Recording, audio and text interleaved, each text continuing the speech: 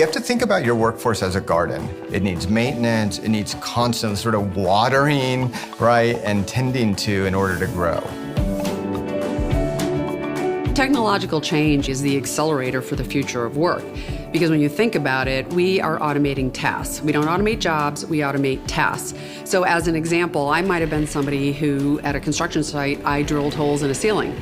Now we have robots that do that with sub-millimeter accuracy. Now my job might be that I'm maintaining that robot. The future of work is kind of an all-encompassing catch-all phrase for when folks want to talk about how work, labor markets, corporates are engaging with the workforce. And I think that it's a little bit of a misnomer simply because we say the future of work, we're talking about the present day. These changes are happening today. We're starting to find that the pandemic is accelerating adoption of technology and of automation. Think about things like safety in a manufacturing facility, safety on a construction site. We actually see this today where you see shortages in the construction sector, and that is because the skills and competencies that are necessary for those jobs today are new and changing and evolving. And therefore, the demand is there for higher skilled, more technically enabled construction workers and manufacturing workers, and yet the supply of labor has not yet caught up. Everybody is afraid robots are coming to take our jobs. I don't believe that automation takes jobs. It automates tasks, and that's a big difference. That's actually a uniquely American view that technology is going to put me out of a job. In looking at the Japanese market, it's actually, technology is going to save them from some of the challenges brought on by a shrinking labor market. 30% of the Japanese population is over 60. Because you have declining labor market participation, you actually need to figure out how to increase productivity in the labor market to maintain the same level of growth. Technology is a solution to that. My job is going to evolve where I need now to be upskilled and reskilled so that I actually can add new skills that are needed, that were never needed before, to my portfolio, which is going to change the nature of my job.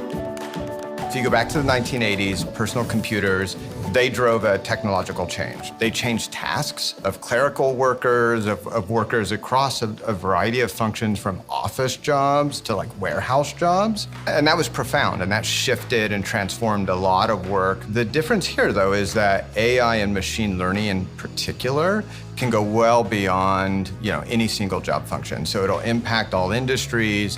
It tends to impact all jobs, but has an outsized impact on jobs that are really repetitive, tend to be lower level in terms of skill requirement. And those are where we see the sort of primary disruptions. I think we actually need a global campaign that the notion that you come, ready-made out of college or a high school degree or whatever degree, ready to work for the rest of your life is no longer the case, right? What that means is that governments need to invest in the educational sector. Educational institutions need to invest in continuous learning. Learning is becoming more personal, right? It's becoming personalized. And the personalization is being driven by data.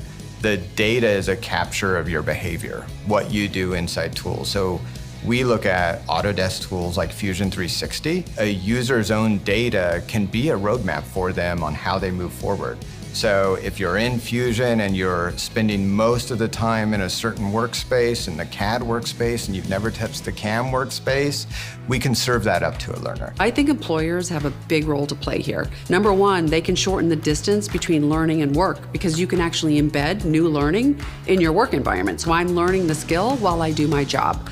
Or I can have new learning paths available to me so that I can take online courses during the workday, or you just make it accessible to me so that I can do it even on my own time. And thinking of your job as sort of living, breathing, and changing is pretty exciting, because you have this wave of deep, fast tech change sweeping over whole industries, potentially displacing whole task categories and workers in those categories. And it's like, how do you meet that wave with on-ramps into those new opportunities that are truly being created? I do think alternative forms of education and alternative entry points into the labor market is one of the ways that we can start to address this. If we get this right, if we are successful in our ability to, one, change people's mindsets to the notion of continuous learning, two, have the foresight to assess the jobs and skills and competencies of the future. 3, help folks learn appropriately those jobs and skills. And 4, make sure that the access is equitable for everyone. I think that we will see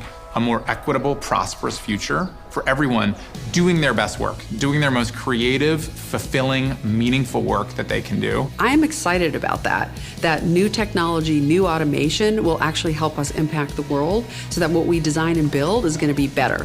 And if you're a worker today, that's what you have to look forward to, is to figure out how to use this technology to make the world better.